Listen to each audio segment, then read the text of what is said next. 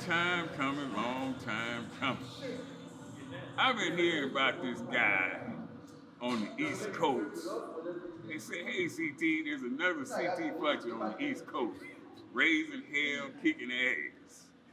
And I said, goddamn it, I met him a few years ago, but I ain't had the chance to sit down and talk with him. And just recently he contacted me on Instagram and told me a little bit about what's behind the NDO champ. And that's what I want you to find out. That's what I want you to know. There's more to him than ass kicking and motivating. He's one of the most motivational motherfuckers on the planet. Kick your ass, get you in shape. Lately he's been boxing, but we're gonna get to all of that.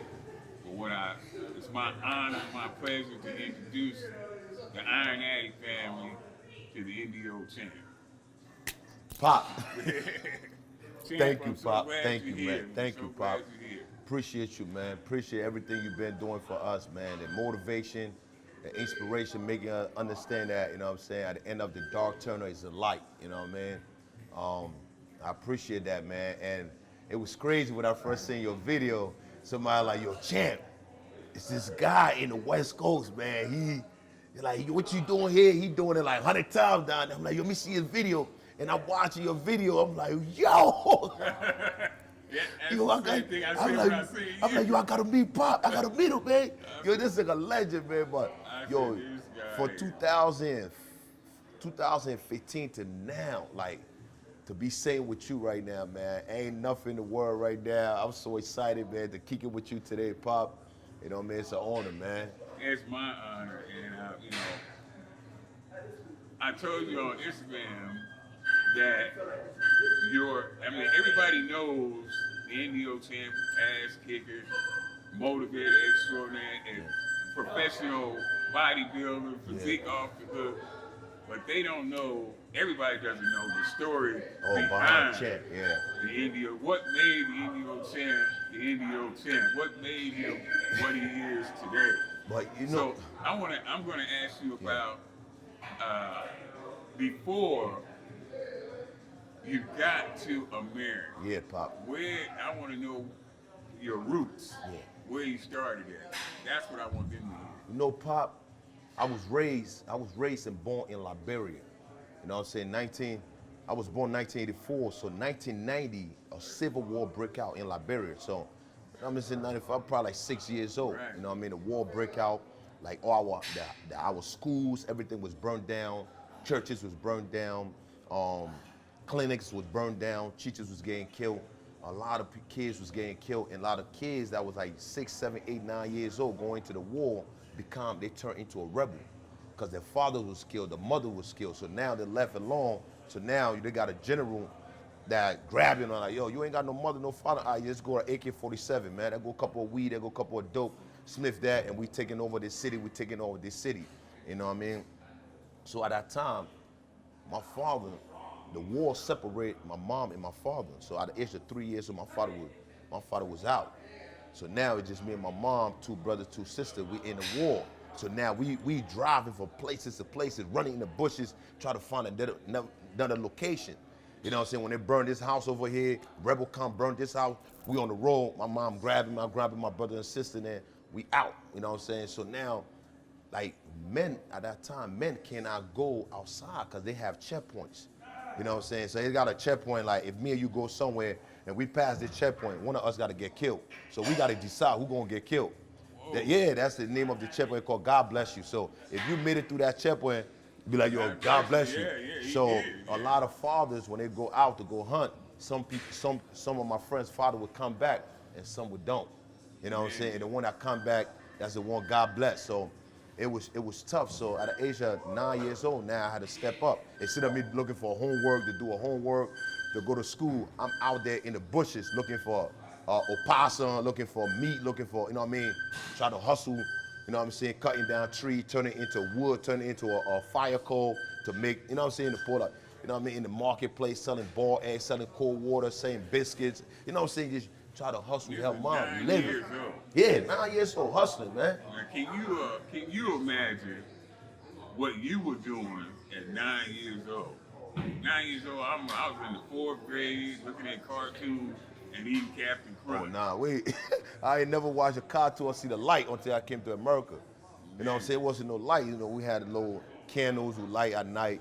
And it was tough, man. It was tough to the point that in 2000, in 98, we had one of the craziest wars, April 6, 1996, one of the brutal war that came in, you know what I'm saying? A lot of people lost their life. And at that time, my mom's father was in the US, but my mom didn't know her father like that because of the war. Right, right. But she knew her father was here, but my grandfather couldn't get in touch with nobody because no phone, no nothing. You can't send no letter until stuff start getting a little bit, you know what I mean? Like 99, stuff start getting a little clearer, Ease up a easier. little We bit. start going back to school, try to catch up on little stuff. And my mom got in touch with my grandfather. My grandfather like, yo, where you been at? Whoa, whoa. You know what I'm saying? So my mom like, yeah, I got 5 kids, but we tough. We hungry, man. We hungry. Yeah. We gotta eat. Right. So my grandfather like, yo, I could send for you. My mom said, nah, don't send for me. What's gonna happen to my kids? Yeah. So my grandfather said, all right, I got you. That's what my grandfather said, you know what? Call my mom, get your kids ready, send like 5 passports. 2 brothers, 2 sisters, and me and my mom's. Go on a flight. So now in my neighborhood, where I came from, I'm from the dirt. Like, ain't no roads. You know what I mean? I'm in the bush, I'm in the village. And nobody ever been to the US where I'm at. None of my friends, we all dream about it. We think money grow on tree, you could grab it. So now I have the opportunity to build my city. Bring lights to my city. No water foundation, no recreation center. You know what I'm saying? No soccer field. We had to cut bushes and clean it up just to play the soccer and turn, you know what I'm saying? Like cause we had a lot of rubber plantations, so the rubber turned it into a little soccer ball, kick it around, you know what I'm saying? So looking at all that thing, all my family members came to me and said, yo, Champ, you have the opportunity to go to the US to create a water foundation, a clinic, a soccer field, this and that, you know what I'm saying? Give your brothers and sisters that you living in the dirt opportunities. At the age of 16 now, I'm 16 years old now. You know what I'm saying? All this pressure's on me. My father is not there. It's just me and my mom. My mom dropped out in the 4th grade, so it's just me and my mom coming to this country that we ain't know nothing about. So I'm like, all right, no, bro, I got you guys. When we came to Brooklyn, when we got to Brooklyn, my grandfather came, we come to Brooklyn. Pop, it's a whole different war zone. I hear like Brooklyn, you know, I'm from Compton. Yeah, so I hear Brooklyn. Like Brooklyn is the Compton of the East Coast. Yeah. So how was it like? So now I got out of the car. Brooklyn, 16 years old. Yeah, 16 years old now. Straight from Liberia. Straight from Liberia, straight to Brooklyn. Now I'm in Brooklyn. So I come out of the car, I'm looking around. I said, Grandpa, are we in the U.S.? He said, yeah, this is our house right here. I said, so now I'm looking across the street. It's a liquor store. Next to the liquor store, it's a corner store, a little poppy corner store. Next to poppy corner store, it's a church. Next to the church, you got crackheads and drug dealers and pimps. Now you got the kids in the middle of the street playing basketball. You know what I'm saying? I'm like, damn, I'm right back in the. Didn't see that much difference. I'm like, so now I'm thinking like, all right, boom, I gotta adapt. So now, my grandfather have a church in the basement. So now all the church people come to us like, oh, welcome to America. So they're bringing garbage bag full with clothes. You know what I'm saying?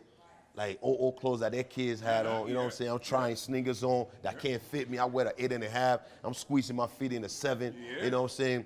I got a red shirt, orange. You know what I mean? Just make. Yeah. You know what I'm saying? And now, when I started school in April, I came in January 19. I started school in April. I'm on the bus, getting ready to go to school. Whatever I got on, I got like 5 kids coming up to me like, yo, what's up with that color you got on, man? You know what I mean? Yeah. What's color? What are you talking about? Which one? Yeah, which one? What you talking about? Come sit down, man. Have a seat. Yeah. You know what I'm saying? Now, if they try to grab me now, you know what I'm saying? I will apply pressure. But my grandfather said, listen, if you hurt anybody, even if you try to protect yourself, immigration gonna come and they're gonna take you away from your mom. Yep. So I'm like, damn, how long can I, like every day, this is everyday thing, cause my mom, you know what I'm saying, ain't got no money to buy no new bread. My mom started working at the laundromat, making $75 a week. So she think it's a lot of money, $75 a week with 5 kids. Yeah. Man.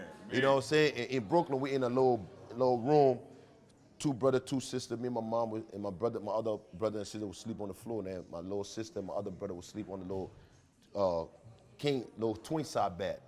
So we would try to manage, you know what I'm saying? Mom would work at the laundromat making $75 a week. Then I'm in high school now. I go to South Shore. This is one of the baddest schools in Brooklyn. So I'm going to the school wearing all type of color and getting jumped in the hallway, and I'm getting fed up. I'm getting fed up. I'm telling my pop, tell my grandfather, how long can I say, hey, stop, I can't do this. You know what I'm saying? I survived 10 years, 14 years Civil War. You know what I'm saying? I'm not going to sit here and let somebody, you know what I mean? Yeah. So it get fell up to the point that I started reacting to my anger. You know what I'm saying? My mom got scared. My mom said, you know what? I know the friend. I live in Newark, New Jersey. The rent is very cheaper than we could have 2-bedroom, a 1-bedroom, a living room for $800. You know what I'm saying? And we could go down there and live a little bit because we were in a little tight spot in Brooklyn. So a year later, we moved to Newark. And we moved to Newark. It's like a whole war zone again. So different war zone, different mindset, different element. And I'm in Newark. I'm like, wow. So I'm like, you know what? I got to be a man. At the age now, I'm 17. I'm going on 18. 2001, I said, Mom, I got you. You know what I'm saying? I got you. My brother and sister need me. I'm going to find a job. You know what I'm saying? Help out. You know what I mean? The rent is $800. Mom working at Macy now, making $750 an hour. So every month, Mom bringing home like at least $750. So we short in $50 on the rent. Just the rent. So no food, nothing, no eating. Yeah, we going to the corner store, getting some white bread, come home with some oodles and noodles, and get some sugar, put the butter in the white bread, wrap it up, put the sugar in the water, stir it up just to get a little taste. Go and get some white rice, get some sardines, some luncheon meat, chop it up, put it in the white rice, cook it up, boil it on pepper, salt, and we eat it with my brother and sister. We lay on the little floor. You know what I mean? Like, we got a little apartment now, 1 bedroom now. It's ours. Yeah. We're on the floor. Yeah. So I'm like, all right. So I go to school. I was nice and playing soccer. So I couldn't get on the team because I got to come home, babysit my brothers and sister. Right. So you know what I mean? So the coach let me try out for the football team. And when I ran the ball, the coach like, yo, we need you on the team. I said, I can't. Yep. I got to come home. Gotta go home. Mom got to go to New York and work. I got to be home with my brother and sister. I'm like, you know what? Wendy's across the street. Let me go apply for a job at Wendy's. I went to Wendy's. I told the manager, I said, yo, I only been in America for 1 year. You know what I'm saying? I live around the corner. My school, I get out of school at 2:45 p.m. So now it take me 10 minutes. If I run, I could get to the job at 3. I could work from 3 to 8. Come home to my brother and sister before Mom get up work at 9. You know what I'm saying? Yeah. And I could put a little food, get my little sister. She getting older now, get her some cosmetic, little money in her pocket to buy her deodorant, little stuff, or girl stuff. Cause Mom try to pay the rent. You know what I mean? And the lady looked at me and said, nah, we're not hiring, man. We just hired 10 people, man. Get out of my face, man. I'm like, damn, man, I really need this job, man. I'm hardworking, man. I swear to God, trust me. Give me one chance. I guarantee I ain't gonna let you down. And I make sure I do my homework, make sure my grades is up. Jim, I came to that lady 10 times. Man. Every day I get out of school, I look at the time, 2:45, I run it down. Because she start work like about 5 o'clock, 6 o'clock, she leave at 3, so I gotta catch her before she walk out of the door, because she the hiring manager. So I come to her, I said, man, please. You know what I'm saying? Please, my sister and brother need this. She like, nah, man, we got too many people. So the last time when I came, I ran to her, it was on a Friday, it was payday. So the check come like 2 p.m. So other people came early, got the check. They got high, they get drunk, so they call out. So now she's short a couple of staff. Okay. So I come from school, I ran to her like, yo, man, how you doing? Same attitude, how you doing, man? You know what I'm saying? I'm the same kid from Africa, you know what I mean? From Liberia, 2 brothers, 2 sisters. Mom work out Macy, man, I need this job. So she on the phone like, yeah, man, get out of here, man. She on the phone like, oh, you gonna come pick up your check? You know what I mean? Cash your check. I ain't got nobody to work the grill. Boom, boom, boom. Got the car backed up around the line. So I'm looking at her like this. I'm looking at her like this. She on the phone. I'm looking at her like, I'm looking at her like this. Pop. She turned to me. She said, which size to show you wear? I said, large, medium, small, whatever. You know what I'm saying? She said, you ever work a grill before? I said, yeah, I did. I worked. I ain't never. Yeah, I knew it. But you wanted the job. But I wanted the job, Pop. Yeah, Mom, you get 200, 300 every 2 weeks, but that's extra 100 to the rent. That 200, me and Mom, kids could get a little underwear, a little deodorant and stuff like that. So I went to the guy on the grill. I said, yo, bro, I'll give you my first check. I'm going to give you $50. You teach me how to work there before the manager come back. So he like, yo, you gotta flip there, hit all 4 patty, boom, boom, boom, boom. I said, all right, boom. Before she come back, she like, you know what you doing? I said, yeah, I got it, man. I got it. And I was going every day. Even she started me with 2 days, I would go to work every day for free. I only on the clock, I only on the schedule for 2 days. But I would beg her just to work for free because I get 50% when I work. You know what I mean? Off the food. Okay. So I could, you know what I'm saying? I got $5, I could get, stretch that $5, get 3-4 burgers, Frosty, nuggets, and take it home to my brother and sister to eat. And one day everything changed, Pop. I'm going down a block to cash my check in the hood. You know what I'm saying? So cop pulled me over. Whoop, whoop. Hey, yo, what the drugs at? Where the gun at? Come here real quick. Where the gun at? Like, yo, this is my second year at burger, man. I don't sell drugs. I don't even know. I ain't got no friend. I got nobody, man. This is my check right, man. Shut up. Slam me on the car. Boom. Put my hand in the car. Like, yo, ran my name. Like, yo, I give him my name. Officer, what's the problem? I don't sell drugs. I don't game bang. I don't know nobody, man. I just try to help get home to my brother and sister. Nobody know where I'm at. I'm here to cash my check. I said, call my job. Call my job. They'll tell you. Man, we ain't one year that he had a little bag of weed in his hand, throwing in the back seat. That's yours? I said, I don't even smoke weed. I don't even know how to even light a matches. So he took me in. In that process, I think I turned 18 a couple of days. So now they sent me to the big prison because I'm 18 now. So my mom looking for me. She don't know nobody out here. My brother and sister crying. She calling everywhere. Oh, my son has disappeared 3-4 days. I'm in the big prison until I had to get caught. So I went to court. I told the judge, like, yo, judge asked the officer, like, what is the evidence? What you got this kid in here for? Oh, he was selling, where the weed at? Oh, we out there at the lab. Said, no, he ain't got no damn lab, man. Get this kid out of here, man. So now my job already fired me because I ain't been there for 4 days. You know what I'm saying? Now they have my wallet. My wallet is gone. My green card in there, my social security card in there, my check in there. Now, nothing, Pop. Sister hungry, brother, sister hungry, the brain is due, mom stressed out. I couldn't even be in there, man, you know what I'm saying? Like, I start hanging with a couple of boys from the streets now, from my school. Like, yo, start to make a little bit of money, to put food on the table. Mom say, you know what? I know you ain't working no more. It's hard for you, but the crowd you hanging with right now to bring money to the table, I don't want that type of money. But here you come from another country. Yep. And because of the color of your skin. Oh, just the color. This is how I look. This is where I was at. You know what I'm saying? This is how I look. No other reason. No reason.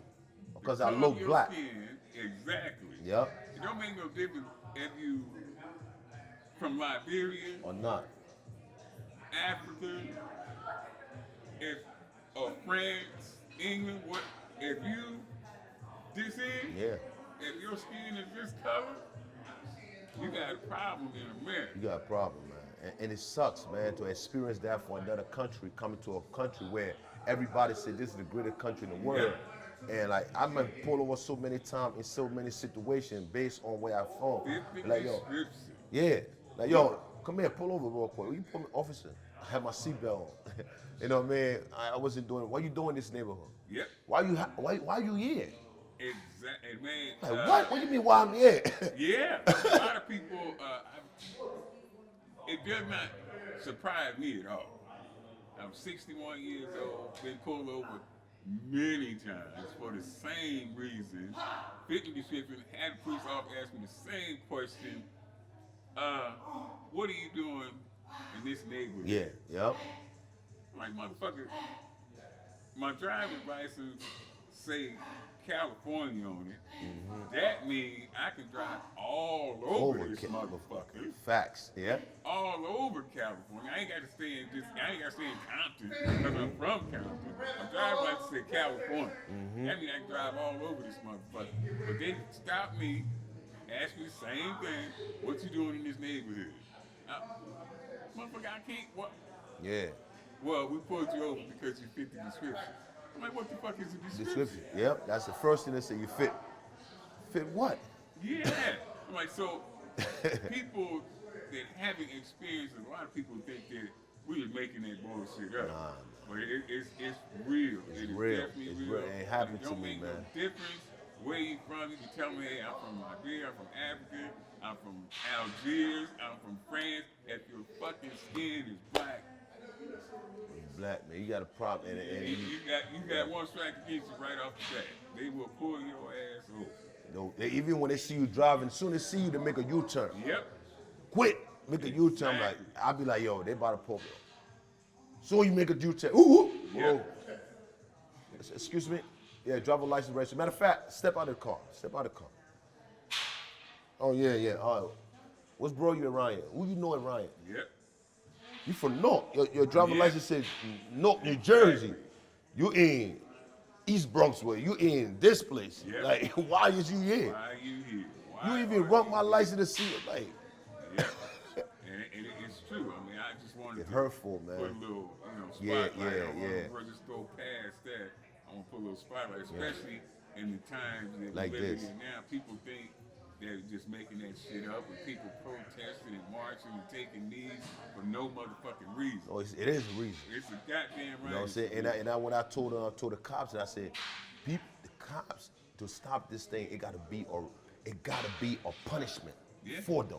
It's got to You know what I'm saying? It gotta be a punishment because you coming home, Some every consequences, officers have families that live off their benefit, their daughter, their wife, that live. If a man come home, if a man can't put food on the table for his family, that's a problem. That's a motherfucker. That's a problem. So now, if the government say, all right, if you kill this black man or you false accuse this man, arrest this man, you will lose your job or you ain't gonna have no job. You're gonna go to Wendy's or McDonald's and go get a work. Trust me, what you gonna do? Hey, how you doing, sir? Yep. Have a nice day. Gonna start treating Equal, you like cause now everybody else. everybody else, cause now he don't want to go home and wife looking at him like, what that bag at? Yep. What that plastic bag at? Yep. You ain't putting food on the table. I don't care, man. You got as a father, you got to be a protector. You got to be a provider. You got to be a motivator, an inspiration to your family. You know what I'm saying? A preacher. You know what I'm saying? Now you're not providing one of these things. It's a problem. Yep. Cause you out here want to pull over people for no reason. You want to lock people. You want to shoot somebody. All right, we're gonna take food out of your family mouth. Yep.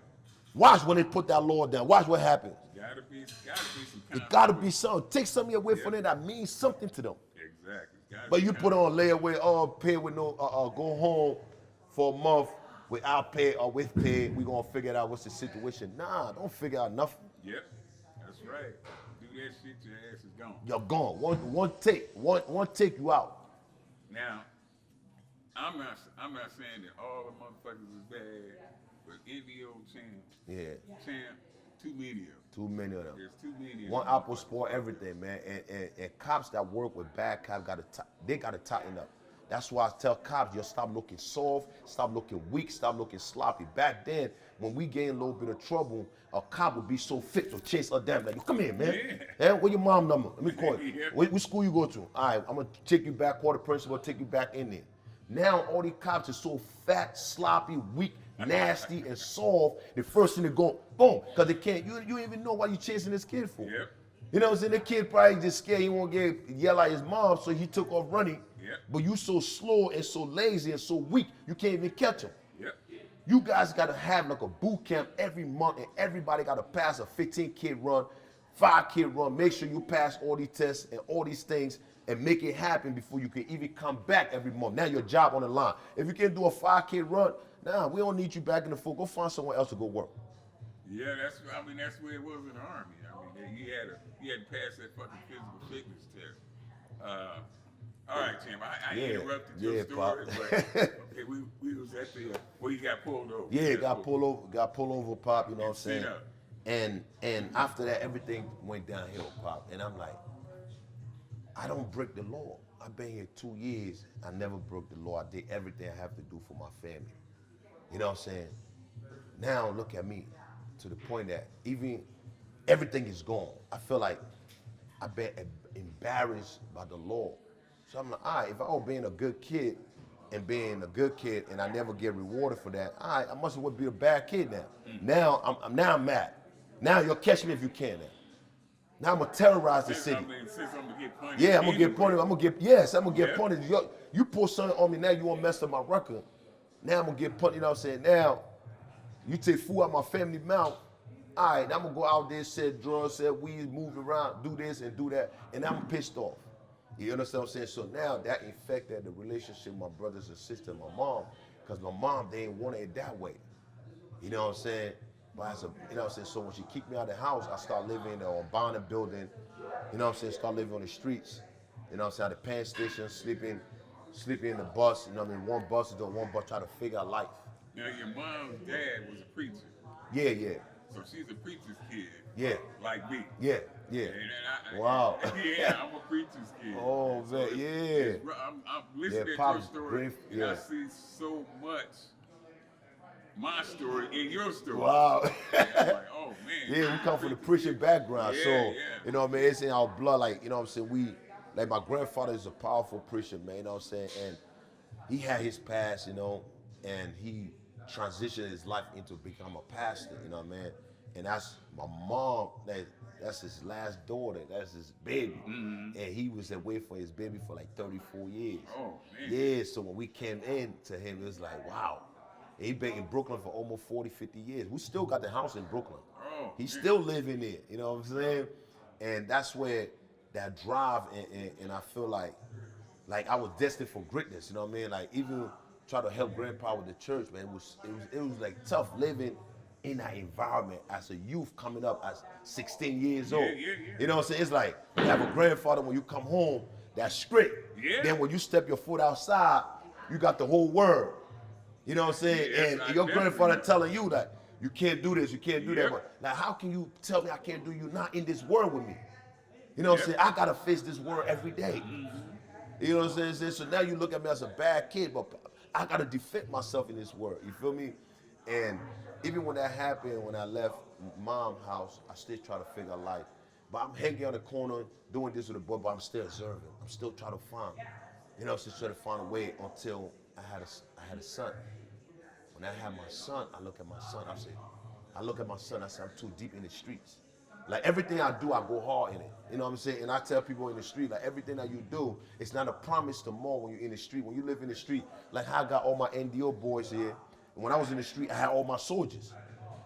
You know what I'm saying? The Yeah. same way they depend on me for motivation, the same way they depend on me to provide, to come up with a skin or to come up with a connect or come up with anything. So they're with me every day. So now, if I just pull myself out of the game, they're gonna get hurt. They ain't gonna eat. Yep. You know what I'm saying? So when I have my son, I'm looking at the game, I'm like, damn, how can I tell my boys that I can't be part of the game no more? I got a son to look after. Yep. You know what I'm saying? My father Same wasn't, difference. my father wasn't there when I was 3. You know what I mean? Left when I was 3. He never hold my hand or play basketball, teach me how to ride a bike or shoot or come to my school and watch me play soccer. You know what I'm saying? All that, I miss all that moment. I want to give that to my son. But Yep. now I can't give it to him because I know at the end of the day, I'm a real person. I'm never going to turn on my crew. I don't care who turn on me. So I'm going to take the fall for any responsibility that comes with this game I'm in. So I know one day I'm going to leave him. Yep. I know one day I'm going to leave him. I don't know when, but I know it's going to come. Eventually. Yeah. Eventually, because this is the life I live in. If you're not a rat, you're not a snitch, you know you're going down. So even when somebody tell you, be like, oh, no, he did it. No. All right. So every day I walk out of my house, you got to worry about the feds. You got to worry about a cop. You got to worry about your own boys and shooting you in the back. You got to worry about the women trying to set you up, somebody sending them to you to know where you live at, to see what you got. People envy and jealous. Because, Pop, I was in America for 5 years. Just came from Africa. Probably like 23 years old, had a big house. Mercedes, Porsche, Beamer. You know what I'm saying? Making $100,000 out sometime a month for my team. Because I was like, I couldn't sleep. That's what no days all came from. I couldn't sleep. Like everybody come, you know what I'm saying? I gotta get it, whatever it is, whatever I'm moving. So I did my time. I did my 3 years. I went in jail, never played space, never played pool, never played no game. 7 days a week I'm training. Any federal prison right now you ask about me, they will tell you. They'll say, yo, when you go in that jail or 4 days or MDC Brooklyn or Passaic County or this person, this kid doing 1,000 pull-up, 1,000 dip, 1,000 push-up every day, grinding. And the crazy part was that when I found my spirit of this fitness game, it's people that were doing 30 years, 20 years. They would come to my room and wait on me, Pop. and wait on me in the morning like, yo, what we doing, bro? What we doing? I said, bro, you've been here 10 years. I just got here. He said, no, we following you. So now I gotta be creative. I said, all right, we gonna do this, we gonna do that, we gonna run the pound. We gonna run the pound 5 miles. All right, we gonna do 1,000 burpees, mountain climbers, push-up burpees, sit-ups. We're gonna do 1,000 sit-ups. So every day I have a routine for them to keep the day going. Man. And one of the OG came to me and said, yo, listen, I will never come back in. I got 5 kids I would never see. Go home. If you could save one of my kids' life, it would be a blessing to me. So you got a gift to inspire, to motivate, to make people believe in themselves that they could do it. He said, bro, I ain't smiled in 10 years, man. Since you came here, man, I smile every day. You tell me I don't have life.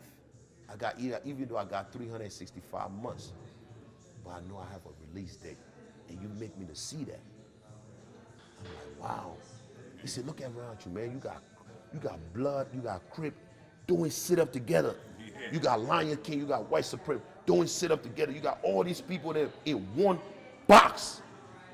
Nobody never did it in this prison.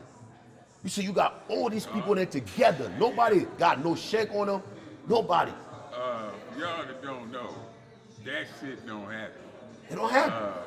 Prison, county jail is the most segregated place on earth. On earth. These toilets right here, this your toilet. Mm-hmm. Yeah. Don't come in. This shower here, that's your shower. Yep. You can't see it. What happened if you used the wrong? Pop, I came in there, I don't even know, you know I'm from Africa. I first started in prison, right? So when I came in there, they have the Spanish TV and the black TV. Yeah.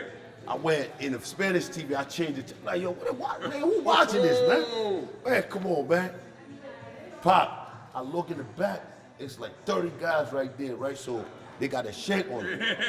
So they look at me, what's wrong with these jokers? So now, it was just a war that went on between black and the Hispanic over TV. So they like, yo, y'all starting this shit again, right? One of the black people like, what you talking about? I said, yo, one of your men changed our channel.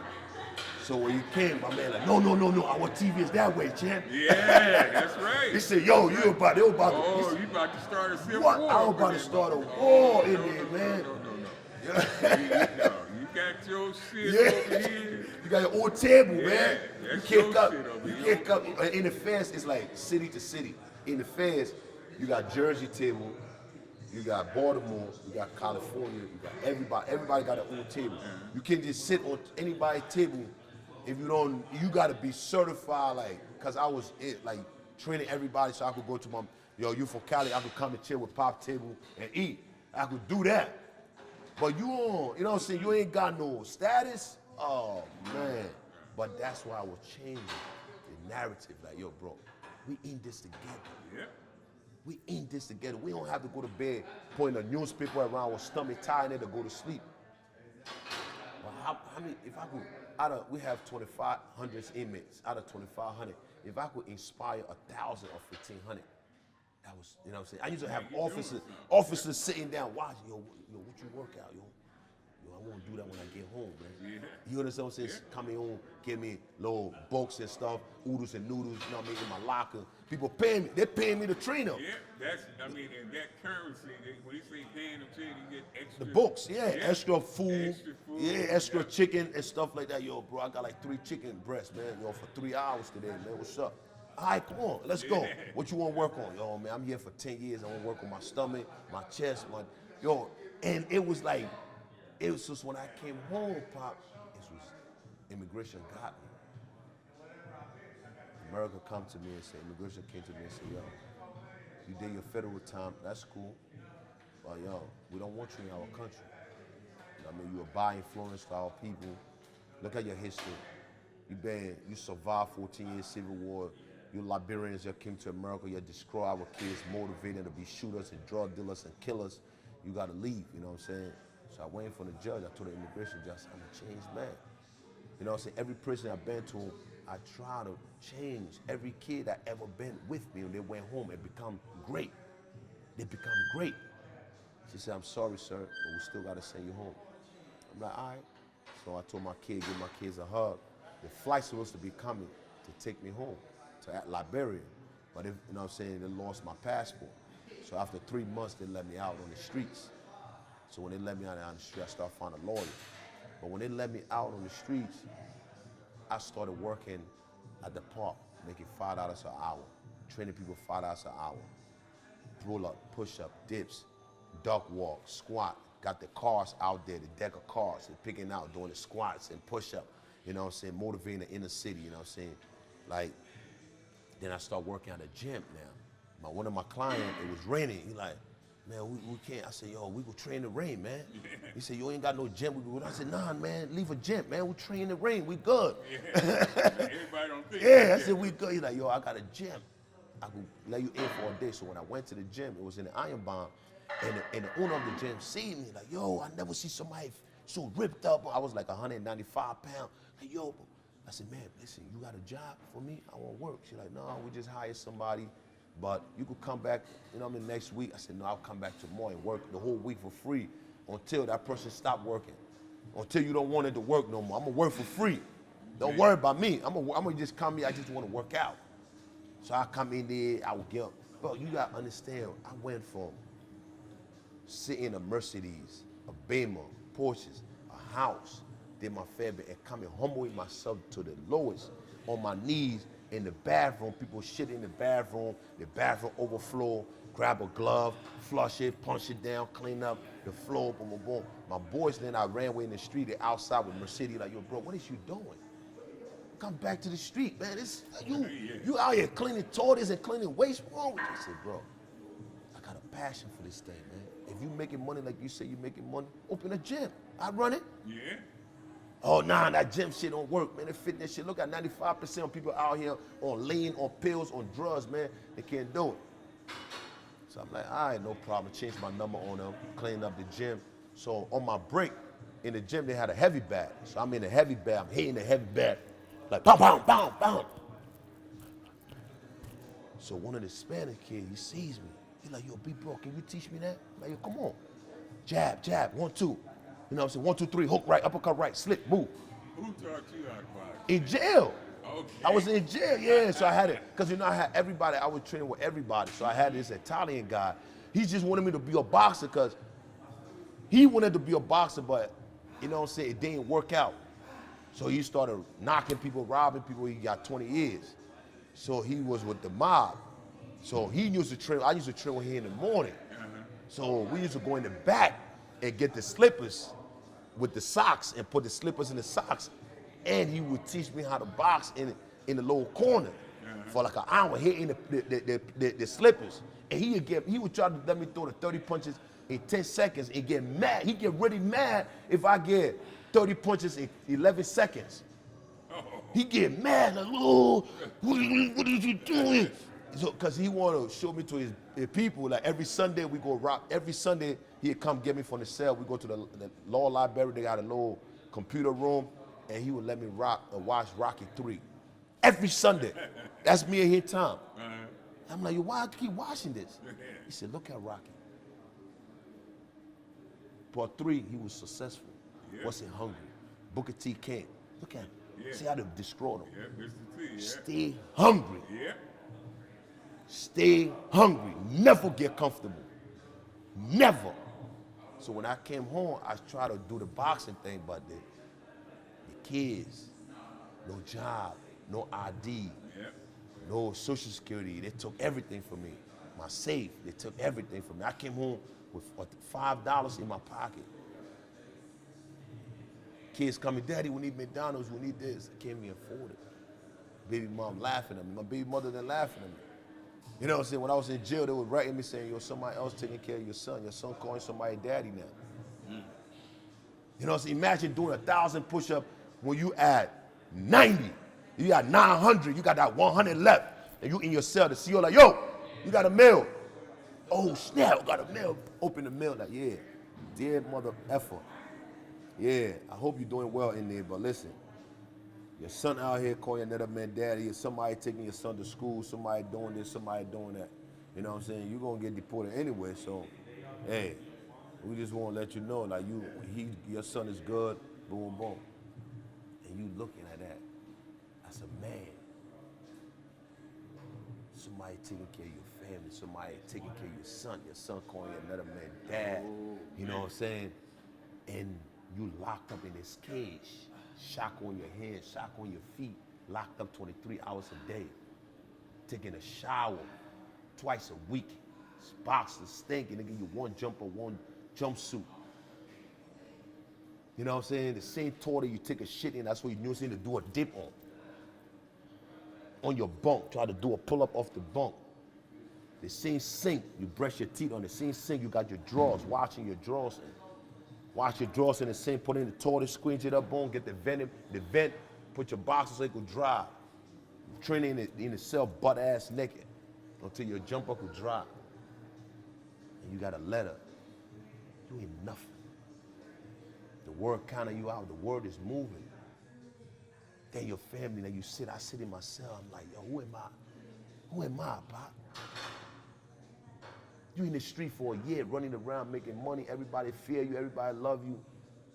Then when you go away, I mean nothing. The family out there is not protected. Your sister come and see you with bruises all on her skin. Like, yo, what's doing that? You wasn't here. Another man put hands on me. You can't protect me. You in there, ask God, say, God, if you could get me out of here, give me one more chance. Yep. I just want to live for you. I want to do what you want me to do. Because when I did what I had to do for me, it didn't work out. You got me here. I want to find my purpose. I want to find a passion in what you want me to do to become somebody. I let my family down, my people that was in Africa. You know what I'm saying? I promised that I'm going to build a recreation center, a clinic, a football field, a water foundation. Send some kids to school, sponsor them. I'm doing that now, but back then I wasn't. I got the opportunity to do it now. But when I was in jail, I thought about that thing. I'm like, I'm a failure, man. But let me turn this failure into greatness. Let me turn this failure into success.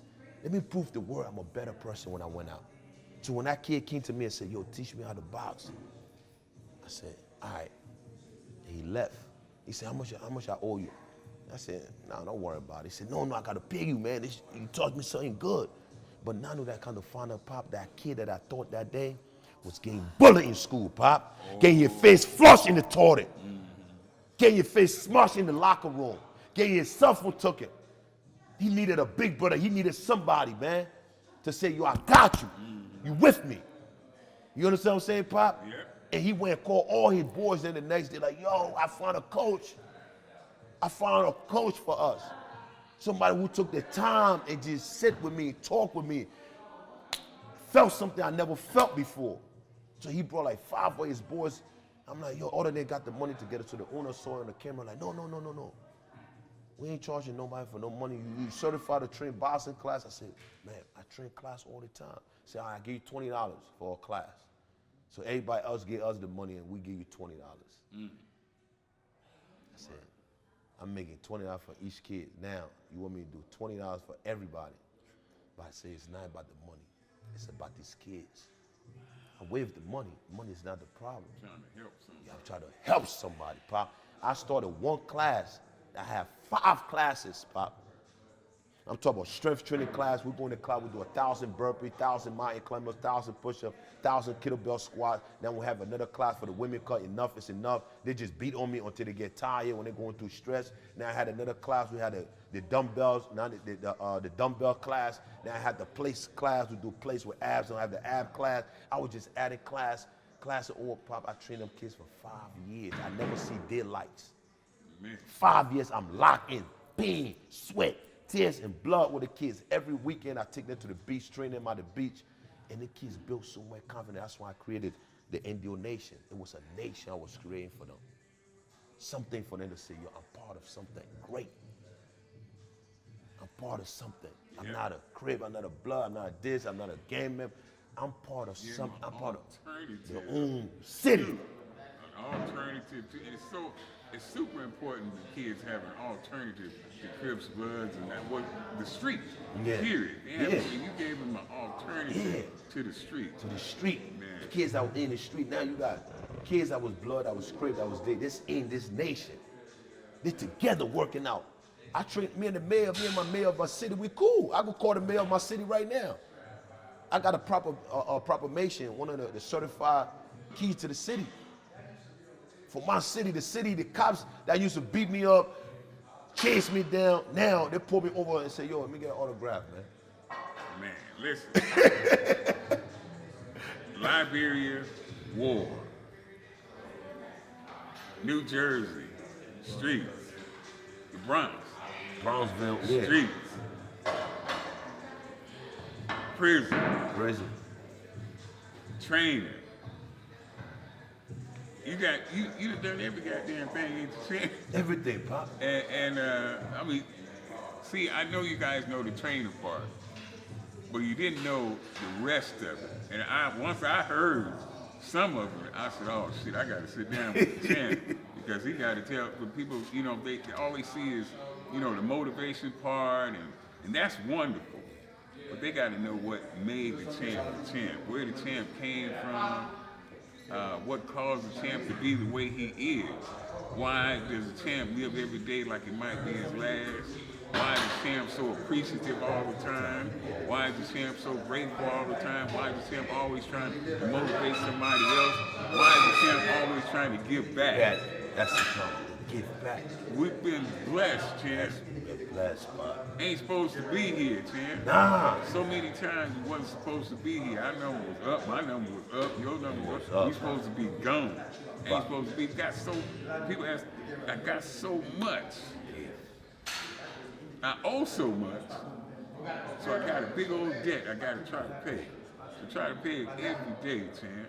Try to give something back. Every day on this earth, Pop. That's it. God keep blessing you and give you another day and say, yo, if you wake up, I tell people the greatest blessing, the greatest gift, the greatest or success in life is just to get up and say, God, thank you. Oh man. Thank you. They You give me appreciate another day for me to change somebody's life. You give me another day to go harder. You give me another day to motivate them. You give me another day. I swear to God, Pop, when I turned into bodybuilding, 3 weeks before one of my major shows, Pop, and I'm souped up.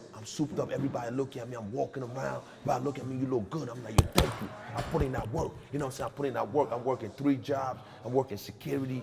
You know what I'm saying? To buy food for the kids, to make sure the kids is good. I'm praising myself. I'll never give credit to God. Never gain that credit and that appreciation and acknowledgement until one night, boom, got shot. Bullet penetrated my legs. 3 weeks later, for my competition. Bullet came here, it came out. I'm standing there at the door, and everybody running. Bullet came through one other kid's neck in North. So the ambulance came, I took my shirt off, I tied my legs, drank a shot of Hennessy so the blood would stop pumping down. I went to the doctor. The doctor said, the bullet penetrated your fibular bone. So it's a shot or your bone is hanging, so we had to do an operation, open your legs and put a plate in it. That's the only way you could be able to squat or deadlift or do anything. I said, Doc, I got a show in 3 weeks, man. What's wrong with you? What's wrong with you? You think I should wait 8 months? Listen, I don't have a plan B or plan C. This is a plan A. Fitness right now, I'm not going back to the street. I'm not making no hand. I don't want no handout. I don't got to call somebody, oh, I need this, you give cash at me, my kids. I got 5 kids. I got 3 boys, 2 girls. When I looked at walking around in a wheelchair and doing that, I got to show them. I said, you know what, thank you. You're a doctor, thank you. But I got to go back to the gym. I called my homeboy, come pick me up. He's like, yo, where you want to go? I said, take me to the gym.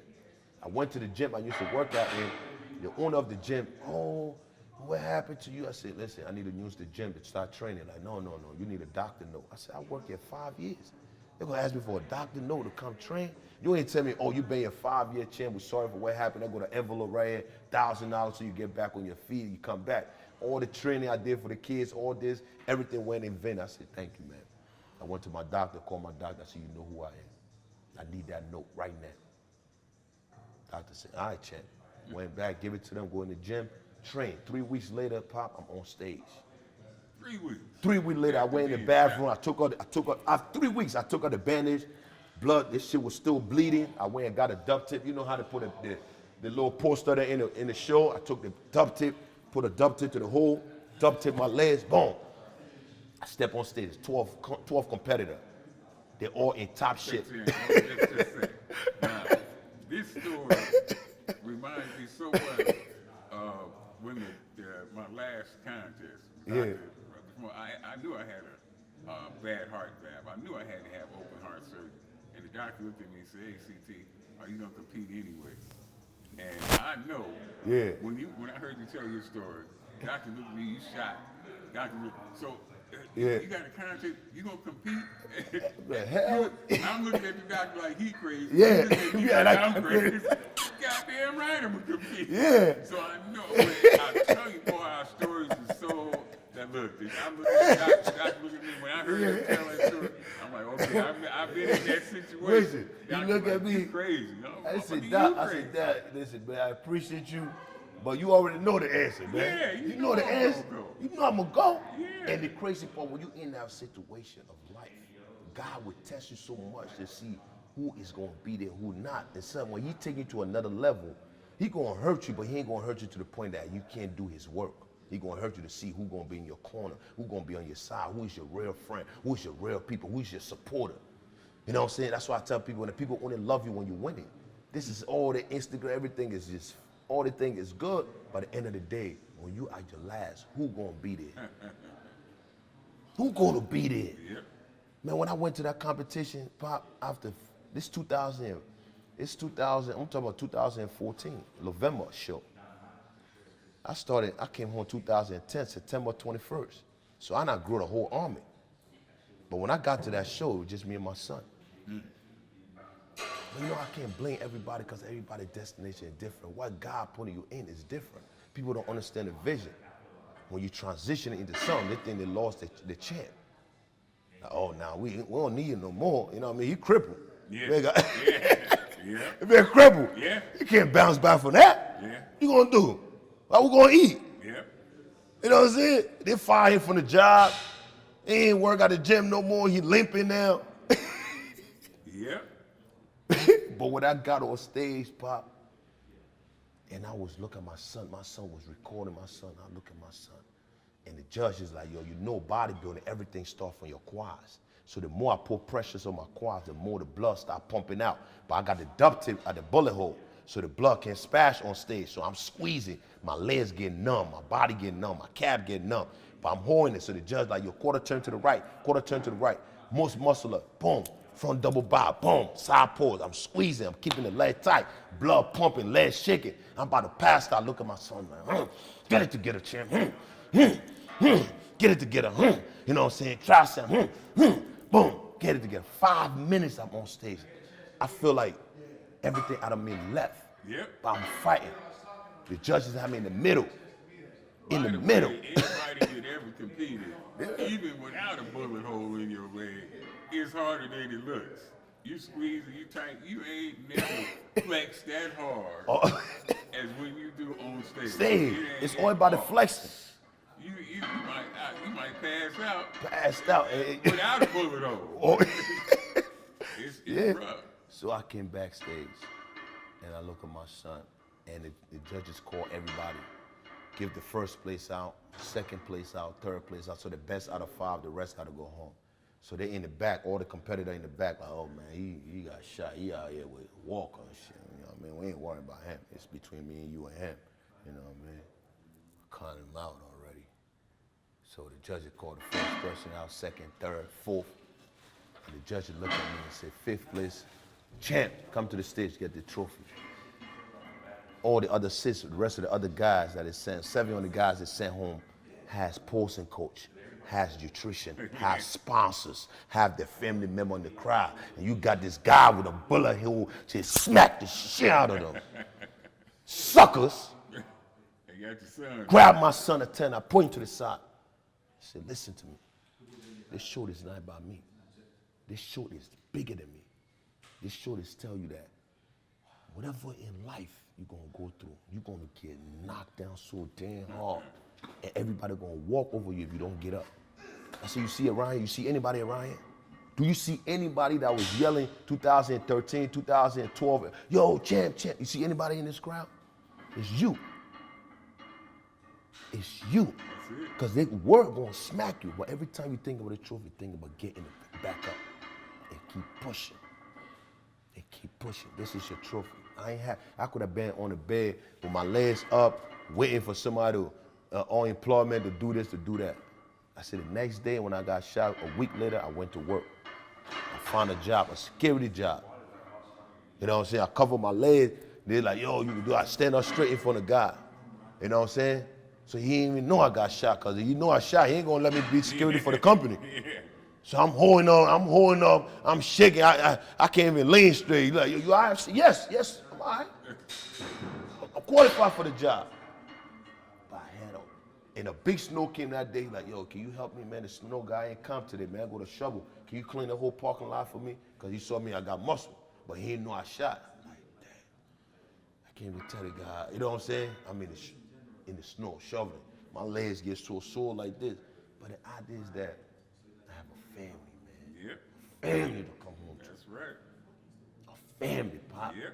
You know what I'm saying? And we keep driving, Pop. You know what I'm saying? You got to do. We got to do what we got to do, man. You can't worry about what people doing to your left or your right. You just got to keep going, keep focused on the goal, man. You know what I'm saying? Focus on the process, trust in it, man. Everybody, you know what I'm saying? Everybody gonna love you when you sitting right at that step. But the moment you try to take a step, the moment you try to make a move, they gonna hit you. You know what I'm saying? The bigger is your blessing, the more is your haters. You gotta understand, haters gonna exist. They're gonna exist. I appreciate them. I love them. I love my haters more than my fans. Because your hitter, if I get ready for a show right now, I'm 5 weeks out, and I post a picture 6 weeks, 8 weeks ago, and say, yo, I'm 5 weeks out in that picture. You know what my fans gonna tell me? You look good. You look damn good. You gonna win. You know what my hitter gonna be like? Yo, you bugging out. Yeah. You look like shit. Yep.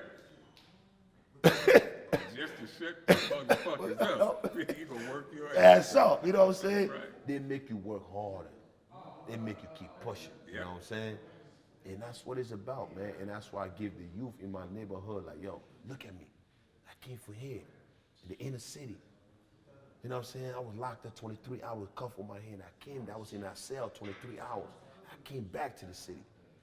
All right, so like I said, you do something, everything. I see you selling cars, Michael Blackson. Yeah. You doing it all, man. Everywhere I look, Yeah. there's a champ. Champ, everywhere. Now, I also seen that you had is it a documentary? Yeah, it's a documentary called Grind, Grind. It's on Amazon Prime. It's on my YouTube page, NDO Champ on YouTube. So I shot that in 2017, you know what I mean? Give them a little story about where I came from and stuff like that. I think we won like 9 different awards in South Africa, Portugal, Brazil, Paris, you know what I mean? Even So in where Jersey. it's on Amazon Prime? Yeah, it's on Amazon Prime now, free. Yeah. I seen part of it. I may have seen the whole thing, and it's very much worth the watch. So Yeah, man. take your ass over to Amazon Yeah, Prime. go Prime. It's free. It's free. You can't beat that. You know what I mean? I give it to Cheap the people, man. motherfucker. Yeah. Like, how much is it, Pop? Yeah. Free, you know what I mean? The champ's doing everything. He's Yeah. boxing there. Yeah. So, are you planning to turn pro, or are you just looking for a fight? Yeah, we just, you know what I mean? Because the whole thing is that during the pandemic, like boxing was always something that I loved to do. I was supposed to do, but I never accomplished that. I didn't have that much discipline into it. Not enough discipline, but I ain't had much time because I was doing it when I was locked up. And when I came home, I tried to do it. But now I do it for 4 or 5 hours. I come home, no job, no food. I'm back eating the same carbs I was eating in prison, so it was tough. Like kids asking, like, Daddy, we need milk, we need this, we need that. Now you here in a heavy bed for 3 or 4 hours, come home, no food on the table. So I ain't had the proper time and the proper commitment to it. So it I always, see always you from me. hanging with a few famous boxers. Oh yeah, man. Who are some of the boxers? Oh, Adrian, I was with Adrian Berto, and now with my boy Shanny Bree, now with Zab Judas. Yeah, Zab. yeah. Them some bad boys. Yeah, man. And they did appreciate what I brought into the sport when I came into it. You know what I'm saying? For me to be a bodybuilder, weighing 260 pounds, so the first time I went to see Zab, you know, I was like 260 moving. All right. So they look at me, and then after a week later, I'm down to 240, 230, 220, then 212. They're like, hold up. This kid, you know what I'm saying? He's serious about it. He making noise, he making move, but you know what I'm saying? It was just during the pandemic. I'm like, yo, since the gym is closed, I'm not gonna be like one of these bodybuilders just sitting stressed out and be like, oh my God. You know what I'm saying? I have to motivate what I'm gonna do. Sponsors called me out. Man, you guys, my sponsor called me. I mean, all my sponsors called, half of them called like, oh, we can't pay you no more, we can't. Thank you. You can't buy passion. Yep. You know what I'm saying? You can't buy passion. When you got passion, money gonna come. I don't worry about the money. You know what I'm saying? I know, like, I just love what I do, so I'm gonna create. I'm an athlete at the end of the day, so I could transition in different form, anything. I could play football today, be an MMA fighter, come back to bodybuilder nights. The idea is that we just keep pushing. You can't buy passion. Can't. Ooh, man. Can't buy it, man. It's in the blood. It's Now, in the DNA. in this industry, this fitness industry, you're gonna run across a lot of fake motherfuckers. Oh yeah. Of course, man. They one thing on camera and another thing off camera. Yeah.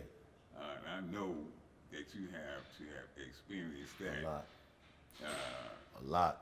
The fake motherfuckers, they get on your nerves, Sam. They will get on your nerve. And I tell them, man, I said, so because a lot of people before they become into the industry, they came in with a different mindset. Okay. Some of them have a handout. Some of them know somebody that knows somebody. Somebody know how to play with the system. Man, when I first came into the Instagram or the fitness industry, my first like was my life. It was me. It was real. I'm like, wow, that guy is dope. That video, woo. You know what I'm saying? I'm super. I used to call everybody out. I used to call people. I'm like, yo, I'm the greatest, man. I'm the best that ever did this. You know what I'm saying? And it used to, even to the point that me and my boy Cali was cool. But back there, 2013, 14, I used to call all of them out. Like, you'll see me working. Y'all gonna see me. Y'all gonna bump into me. I'm real. I ain't one of these, you know what I'm saying? And Cali was like, yo, champ, listen, man, I love what you're doing, but stop tagging me in this video. I said, all right then. So yeah, you guys did a video. Yeah, we did a video, but look how long it came to that point. You feel me? Yeah. But when we met each other, it was love. It was real. Yep. You understand what I'm saying? Because some people are afraid of the energy that we bring. They're afraid of that. They don't like that too much energy because they think, oh, I got certain fans. I don't want my fans to be scary. I don't want my fans to lose. Man, shut the hell up, man. You understand what I'm saying? You put me in any room with anybody that got 5 million, 10 million, I'm going to stand out. Because it's pain, sweat, and blood I've been through my whole life. You understand what I'm saying? I came in the game to change lives. I don't came in the game to be, oh, put a makeup on me, or do this got to match this got to match that. What up? And you ain't trying to be somebody else. Nah, be you. Be you. Be who you accept. Nobody accept you. Keep it moving. Yep, you gotta be you. Ain't the one you. Only one. And so many people, you know, they get in, they want to be the NBA champ. They want to be the champ. They want to do this, that. They can't produce what a champ could do. And you get stuck. How long you can become somebody else? So you won't be Indio champ. Indio champ was a bodybuilder. You won't be Indio champ. I switch it up to boxing. I'm out. You stay down there now. Keep that. So now you stuck now. Oh shit, I can't chase him no more. All right, come down 50 pounds. Hey. What bodybuilder you know right now could look at and take 13 years to create 50 pounds of muscle and just drop it? Nobody ain't doing that. Nope. You got the mind. You know what type of mindset and spiritually, mentally fit you got to be in to go and run 15.8 miles? Wake up every morning running for an hour? So that's an awful good segue. Yeah. You can change from, you're killing, when we came to Iron Wars, oh man, killing Pop. the weights, killing the iron in here, all the Indio champ, lumpy than a motherfucker, got muscles every motherfucking way, coming in, yelling and shit. I said, damn, where is... Oh man, Pop, it's just the energy that you bring, man. Now you have changed. Now you're doing all this cardio. I see you jumping rope, running and shit. Yeah. Now, you done made it to the Valley of the Beast. Oh man, Pop. And I think that after I should have seen you 3 or 4 days when I came, man. I think after everybody had heard the background story and the cardio, and I think it's only fitting that you let the old man test that cardio out a little bit, Pop. Yeah. What do you think, champ? I'm ready, man. Let's get it, Pop. Let's do it. Let's do it. Beat it up. Stop looking soft. Stop looking weak. Stop looking sloppy out there. CT Fletcher and Indio Champ. We bringing that energy, you heard? Bring it up. Well, thank you motherfuckers for watching CT Fletcher Motivation on YouTube.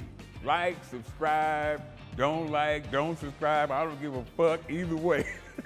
But what you do need to do is take your punk ass over to ctfletcher.com and buy something. Cause I fucking said so.